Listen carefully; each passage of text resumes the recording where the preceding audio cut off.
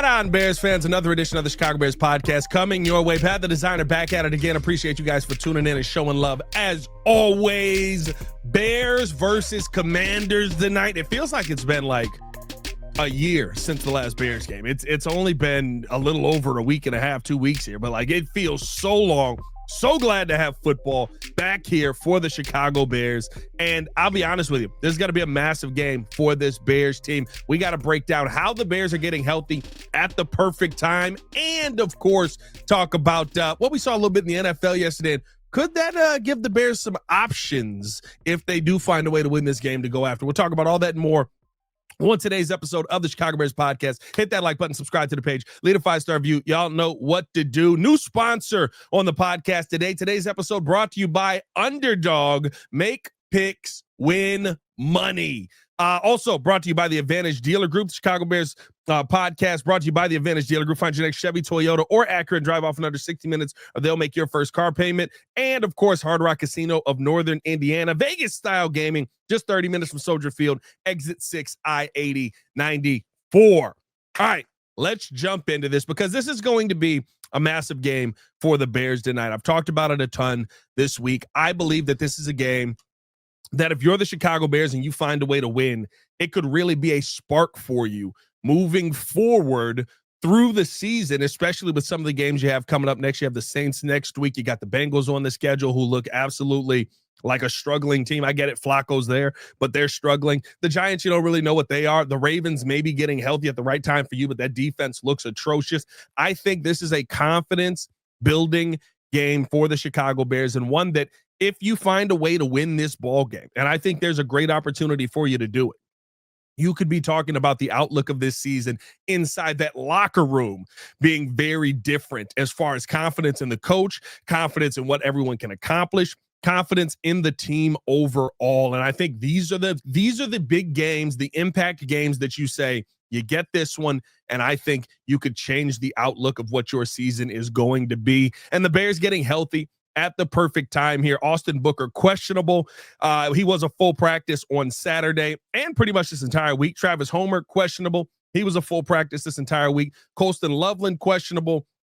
He was a full practice on Saturday. Cairo Santos, questionable. He was a full practice this entire week. I would assume outside of Austin Booker and Travis Homer, just because you don't know with the designated for return situation, if this is the game that you're going to want to put them out there. But I would assume that everyone is going to play. Jaquan Brisker was full. TJ Edwards was full. Kyler Gordon was full. Jonah Jackson, full. Kyle Monangai, full. Darnell Wright, full. All expected to play. Only person not expected to play in this game who has been designated as out is Grady Jarrett to this point. He was DNP the entire week. But as far as, let's start on the defensive side of the ball here.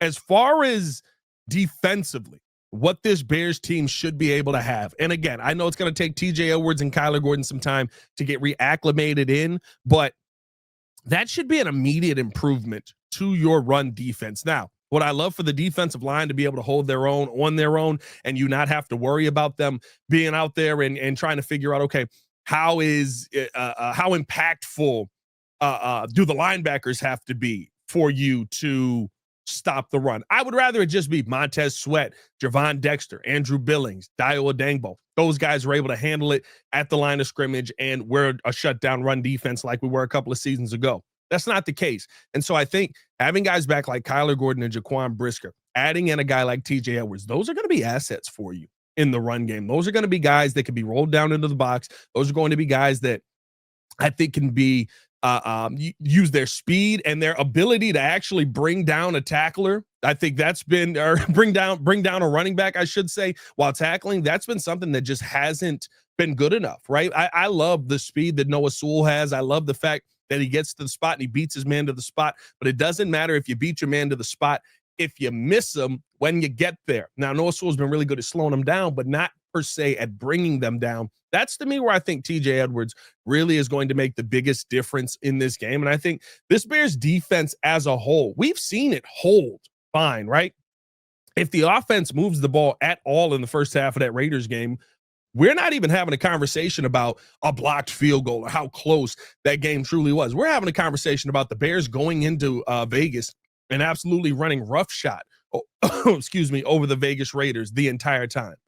We're not having a conversation because you had so many turnovers that you needed to capitalize on, and you just weren't able to do it offensively. And so I think defensively, right, the defense isn't in a terrible place. I think the run defense is in a struggling place, and that's where getting some of these guys back. But as far as the defense and the position that they're in, I truly think adding these pieces back now, it puts you in an advantageous situation, especially with what you've got going on the other side. Their Lil Bill in that backfield is an absolutely dangerous monster that has been unleashed on the NFL, and he's been able to find his way through more than his share of defensive backfields pretty quickly. I mean, like, he truly has been.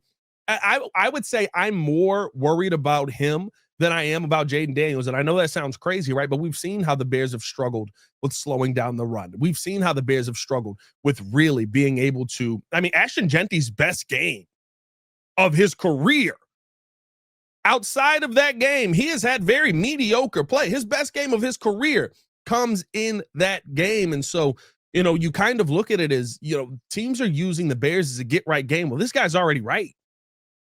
Ja'Cory Crosky-Merritt is a dangerous player back there. And he's truly proven to be somebody that I think you have to worry about on a pretty consistent basis. And if you're the Chicago Bears right now, he's running at 6.6 yards per attempt. He's got 4 touchdowns. That's somebody that you have to focus in on. I think his game could hurt you more than even what Jaden Daniels could do. And on top of that, Jaden Daniels is a baller. On top of that, Jaden Daniels is a piece that absolutely is dangerous and who has seemed like he's come back. He was a full go at practice as well and has really found his stride in this game. And so I think you got to make this game one-dimensional. The one game that the Commanders did lose this season was because the Green Bay Packers forced Jaden Daniels to drop back and throw the football a ton. I believe he threw it 42 times in that game. And the completion percentage just wasn't there. You had the DBs doing a great job of being able to break that ball up in there. And that was a game that was one of the worst games that you saw for Crosky-Merritt, right? He had 4 attempts in that game. He only had 17 yards rushing. You really shut down the run. That's going to be important for the Bears. I think the run defense may be a little bit. It's so tough, right? What's more important? Is the run defense more important? Is running the football well more important? I think the run defense is going to be a massive part of making this Commanders team one-dimensional. And so I do look at that as such an important piece of this. On the flip side of all of that, though, none of it matters. None of the stops matters. None of the takeaways matters. Nothing matters if you don't go down and score the football when you get the ball back on offense. Nothing matters if you shut down the Commanders' offense if you can't score on offense.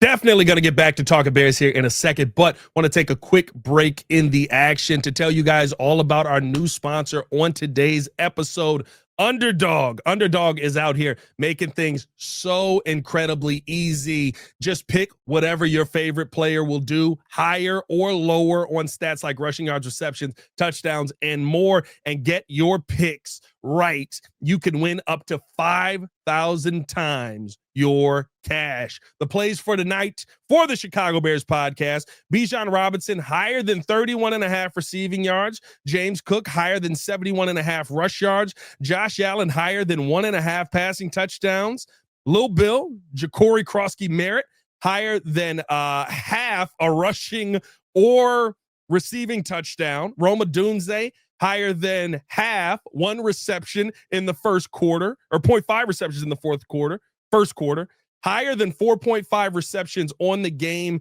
and Ja'Cory Crosky-Merritt higher than 14.5 rush attempts in the game. That's right, ladies and gentlemen. $25 can win you $735 on that one with a 40% profit boost, because Underdog is always looking to give you more funds. Big shout out to Underdog for supporting the show. All you got to do today is download the app, sign up with the promo code CBP to score $100 in bonus funds or bonus entries when you play your first $5. That's promo code CBP. Underdog. Make picks, win money. Must be 18 years or older.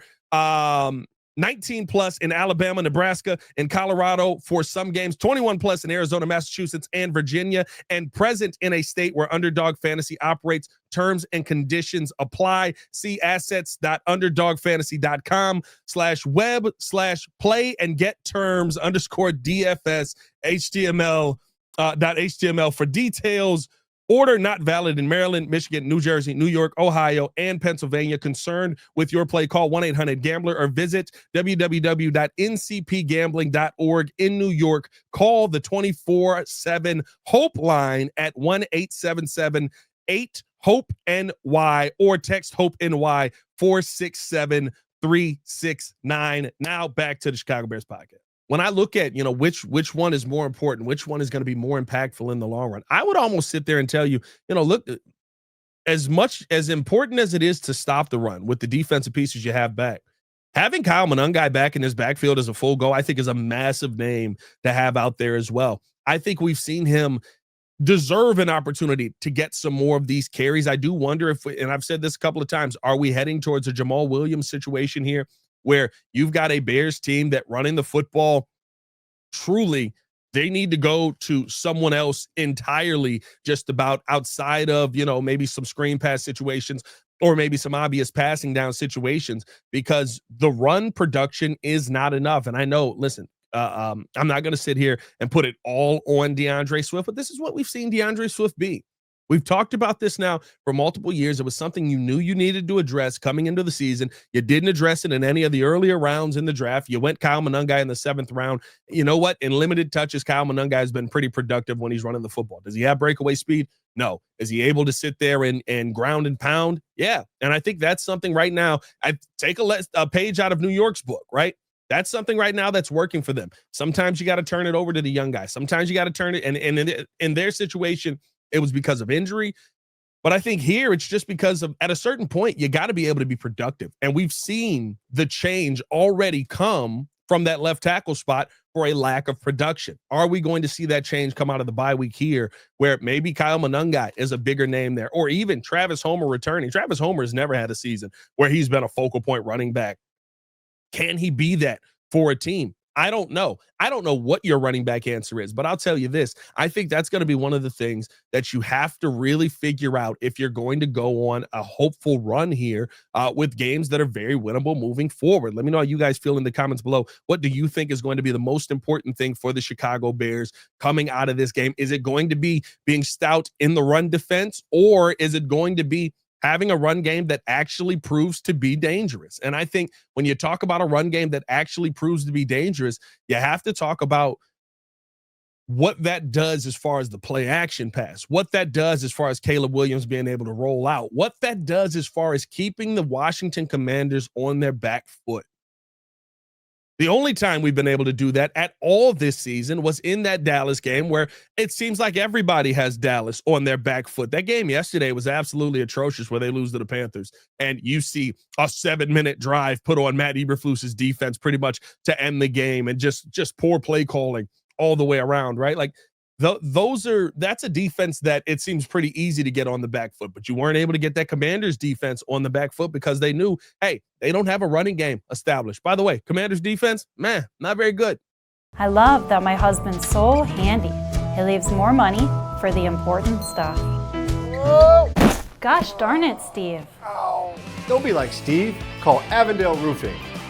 DIY is for Pinterest, not your roof. It's Max Crosby and the rest of them boys. And so I truly think, like, if you can establish this run and give Caleb Williams the opportunity to be not a one-dimensional quarterback, and dare I say, even giving him a little bit of that extra time, because he's going to need it, right? Listen, I love the fact that we feel great about Theo Benedict, and I hope that he comes in and he truly proves to be a diamond in the rough. But this is the NFL. It's probably going to be an up and down game for Theo Benedict. Caleb's going to need that extra second. He's going to need that extra beat to where, hey, are they running? Are they passing? Nope, it's going to be a pass play. Bet I need to go. I need to bear down. I need to try and get to the quarterback. Like, that extra second could be the difference between completing a pass and getting lit up from the left side. Again, maybe Theo Benedict comes out and he's an absolute stonewall on that left side. I hope that is the case. I would love to see that, and you finally have an answer at that left tackle. moving forward for the rest of this season and maybe for the rest of the future here for the foreseeable 5-6 years, whatever it is. Hopefully that is Theo Bernadette here. But I can't say that's going to be him in his first game of action. I don't know if that's going to be him in his first game of action. I think it's made a little bit easier when you've got a guy like Joe Thuney standing next to you. But yet again, you're going to have an offensive line that's trying to figure it out, that's trying to learn each other here. You've got new pieces now in place that have not practiced with each other a ton. Now, Theo and Thuney kind of had some reps there in, training camp and stuff like that. But as far as game reps, as far as preseason reps, last week, first time, Joe Thuney didn't play any preseason. So there's going to be that moment where, hey, he's going to get beat. He's got to figure it out. He's got to understand, okay, this is NFL speed. This is what the NFL is doing. This is what defenses are doing. I'm not saying it's something that he's never done, but I think that having to be relied on to be the answer for an entire, 65 plays is going to be something very different than what he's had. You got to take fatigue into account with that as well. He hasn't played a full game at this level.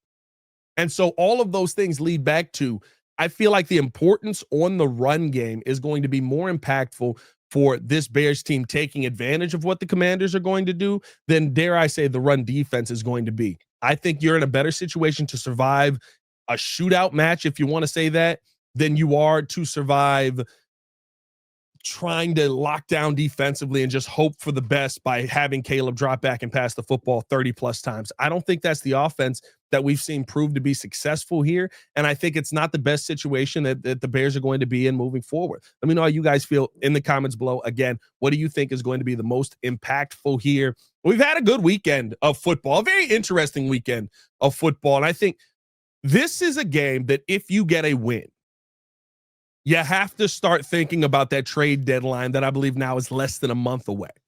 You have to start thinking about, okay, if you find a way to win this football game, are there names out there that you need to be going after? Are there names out there that you need to be looking at and saying, we got to figure out how to address this hole on this team and how we're going to make money work to address that? And I think, listen, we saw a game yesterday in the early morning slate. There's a couple of players from that team that I would love to see the Bears go after. Quinnen Williams is one. I don't know how you would make the money work. That would kind of be where Ryan Poles has to work his magic. I don't know who you would trade in that situation because you'd have to clear some cap to make that work. Quinnen Williams is a pipe dream kind of in this world. But, again, it's more about the position that he is. There's nobody at that position you can really trade away that's going to make up for the money. I think if you trade away a guy like Montez Sweat in that situation to try and make the money work, now you're creating another hole on the edge. Do you have that much faith in Austin Booker right now? I don't think that Dennis Allen does.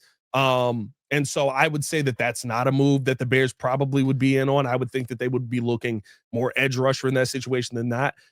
But I know a lot of people have talked about the Breece Hall of this whole situation. And after watching what we saw in that Jets game yesterday, first off, Justin Fields, it's done. It's over. I mean, that was y'all know. I was a big Justin Fields guy. I was a big Justin Fields fan. I was one of the ones that was able to move on after he was traded because he no longer played for this team. And after yesterday, thank God he doesn't play for this team. I mean, it was horrible. Horrible.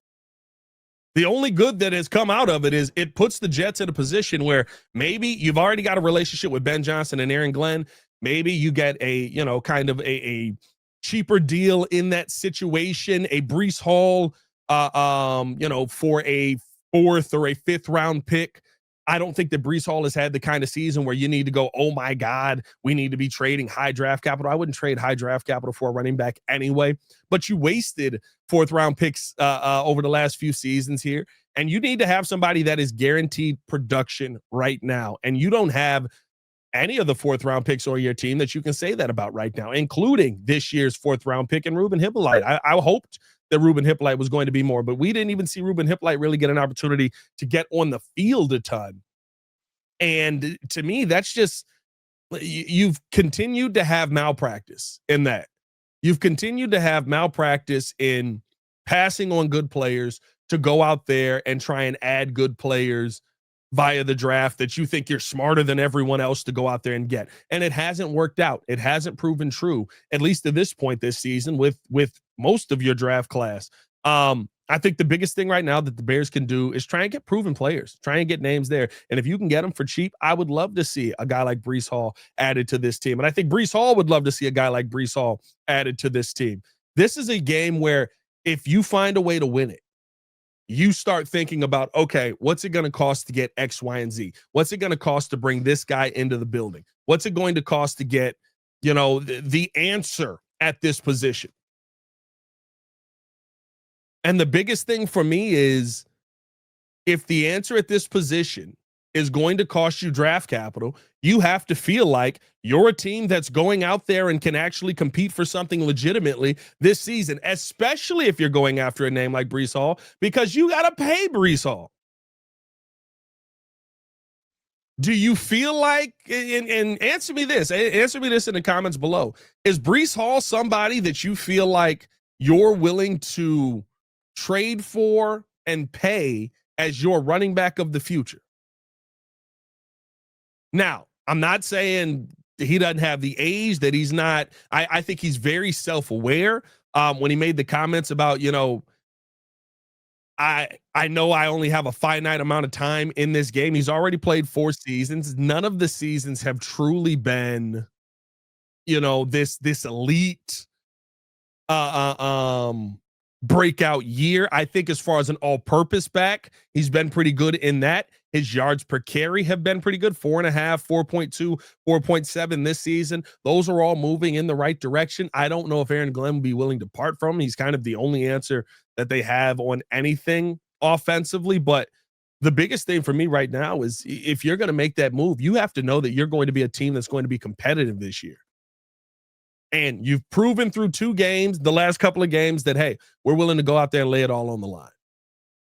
But is that a team that's good enough to go out there and get wins? I think that also predicates on Ben Johnson and what he's going to be able to do. But I feel like if you win this game, if the Bears are able to come out of this Commanders game with a win, your entire mindset moving forward on where this team is at is in a different place because of how the NFL is played out, because of teams that have gotten banged up, because of some of the injuries or because of some of the fall-offs that we've seen, not even just the injuries, right? Like I guess injury plays a big part into it with the Ravens, but like 1-5 is shocking. 1-5 is stunning. I mean, like when I made my 9-win prediction for this season, it was based on, of course, everything's based on these teams being full strength, but like you've got teams now. The Ravens seem like a very winnable game just off of the defense alone right now. I think you look at the Giants and you don't really know what they are. Some weeks it's like, oh, they're going to be a dominant team. Other weeks you're like, I guess Cam Scatterbo's a thing and Jackson Dart is kind of confusing. Last week, Jackson Dart looked like the second coming of Pat Mahomes, if you will. I think the Steelers is now an interesting game. The Eagles, I don't even know what the Eagles can't get anything going offensively. Maybe they would be able to get it, against you, but like there's so many of these games now that you look at as you get closer and closer, and we're starting to get through the season on the other side of this bye, and you're like, yeah, I feel like that's an opportunity for the Bears to get right. And I think the fact that you're getting healthy at the right time, you're getting healthy at the perfect time as you're heading into the second half of this season, and no one's 100% healthy, but you're able to field a team of guys that are your best players on the team.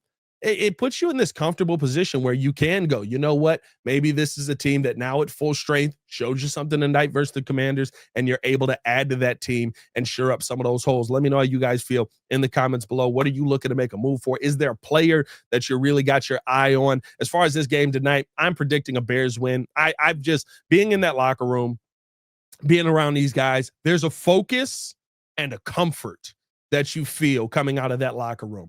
They of course are focused on and understand the storylines around the game. They understand the Tyreek Stevenson conversation. They understand the Caleb Williams, he drove you down to win the game, but then you had the Hail Mary happen. They understand the Matt Eberflus conversation around the game that happened. But there's this comfort of like, hey, we know who we are. And Ben Johnson talked about that, right? By week 5, we should know what kind of team we are. We know who we are. We know what our identity is. We know what we want to go in there and do. And it truly is about us being able to go in there and execute. The biggest thing for the Bears is going to be exactly what we've talked about week after week after week. Pre-snap penalties. That didn't go away last week. That's why Braxton Jones got benched. Also because he was getting thrown around like a child. But